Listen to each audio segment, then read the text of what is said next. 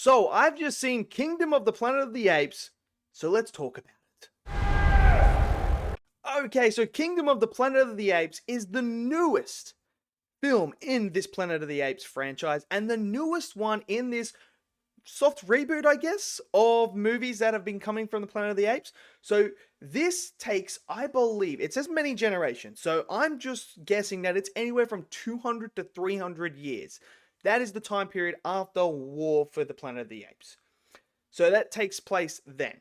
Now, this was a movie I was really excited for. I was so excited for Kingdom. It looked incredible in the trailers. I heard some good things coming out. And I was like, yes, this is what I want. Now, I didn't expect it to be as good as Dawn. Dawn to me is like the Empire Strikes Back. It is like the Terminator 2. It is like Aliens. It is just that movie that is just like, I don't know if they'll ever top it in the franchise.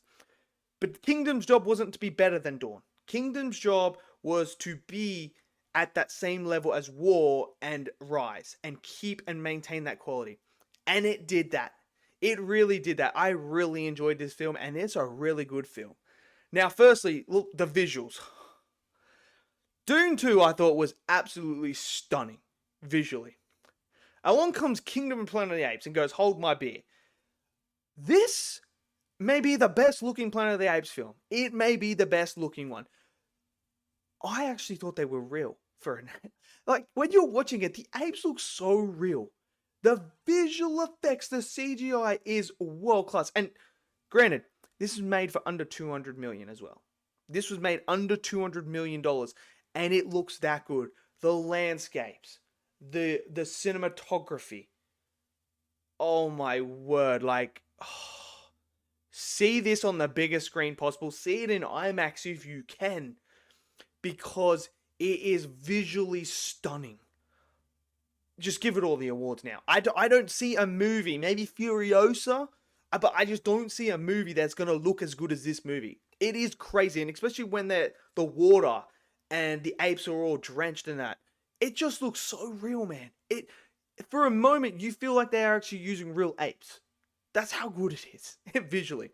Now, when it comes to the story, what I love is how Caesar has now become like almost like a legend and a myth in a way, and how removed certain clans are from Caesar himself and what he was able to do.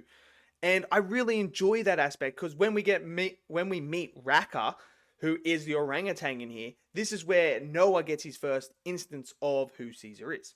And that whole confrontation is great, and how, you know, Raka is out there trying to almost talk as if Caesar is like God in a way, and be the gospel for it, and spreading the word of Caesar and what he meant and how he envisioned living side by side in peace with the humans. And then you have the main villain, Proximus Caesar, who you meet, who knows who Caesar is, but uses Caesar's words to gain control, to become almost like Caesar himself, to make everyone envision he is Caesar. So I really like that aspect of how they handled that.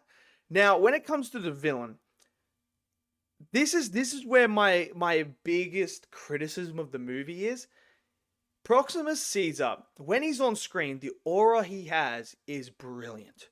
You feel like this guy's a villain. You feel like this guy has a sinister side to him. He doesn't care if you're ape or human. He has a goal and a mission, and you know what his motivations are. And he's going to do anything possible to get that. Doesn't matter who you are. You're not standing in the way. The ape not kill ape. That rule doesn't apply to this guy. But my big criticism for the character of Proximus is I wanted to know more about him. I wanted to know how he sort of rise to this power, how he discovered things, how he's getting everyone in there. I feel like he's a bit one-dimensional. And I feel like there's layers that could have been explored. And the depth of this character could have really been explored a lot more, and given us a villain that is like one of the best villains. Because it's all there. Everything there is there for Proximus to be this insane villain. So for me, I feel like that was lacking in the film. But then when we go to Noah, I really like the Noah character. What I really appreciate is they didn't go down the Caesar route and make Noah follow the very similar sort of route that Caesar does. Noah, in his own right, is trying to fill his father's shoes, trying to be that person that, well, that ape, not person, trying to be that ape that is taking over the role of the head of the clan and being what his father always wanted him to be. So I love that journey that goes on. And when he goes on this self-discovery journey as well, of finding out who Caesar was, what is the goal of that, and, you know, seeing all these other apes, and then meeting humans, as they call echoes. And then when you get introduced to May and he gets introduced to May, it like almost changes his whole thought process of how the world works. And there's this beautiful scene that you see in the trailer with the telescope. That is a really, really good scene and very powerful as well. So I really like the Noah character. Now, Raka was awesome. The orangutan, he's great. Loved his character. May, she's great. She is really great. And what I love is what they did with her character. And they gave her a character arc as well. Now, there's a lot of theories about, is she someone from space that comes, you know, time traveling from the past and lands on it like the originals and that. I'm not going to spoil where she comes from or anything like that, but she has her own mission and everything like that goes on. And it's very interesting. It's definitely leading into another one being made. I would be shocked if there's not going to be another one, because everything is looking and pointing towards another one.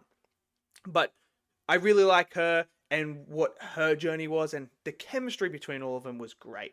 And her performance, Freya Allen, was absolutely brilliant as May. She played that part brilliantly. Now, the pacing, I can see what people mean by like it takes a while to get going. It does, because they're trying to develop Noah and his clan, you know, trying to get with them. They have this unique thing, this clan, where they are like the masters of the birds. So when you see him have the eagle land on him, there's a whole thing with that. And I really liked the ending of the film and that final act. I really liked how they tied all that in together.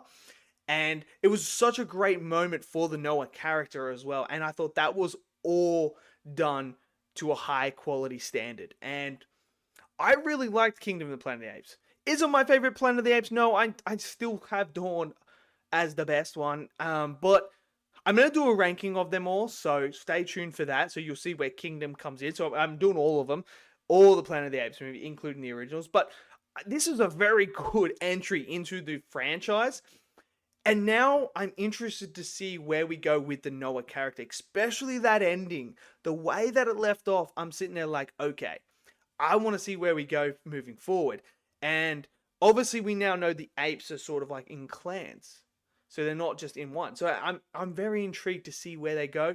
And whether or not this is going to tie into the original Planet of the Apes movie or not. I don't know. Because, you know, there's a lot of time travel stuff that goes on with that kind of, yeah, changes things. But I enjoyed it. Let me know what you guys think of Kingdom of the Planet of the Apes. Did you guys enjoy it? Smash down the comment section below. Smash that like button. Click subscribe. And I'll see you guys next video. Until then, stay safe. And peace out.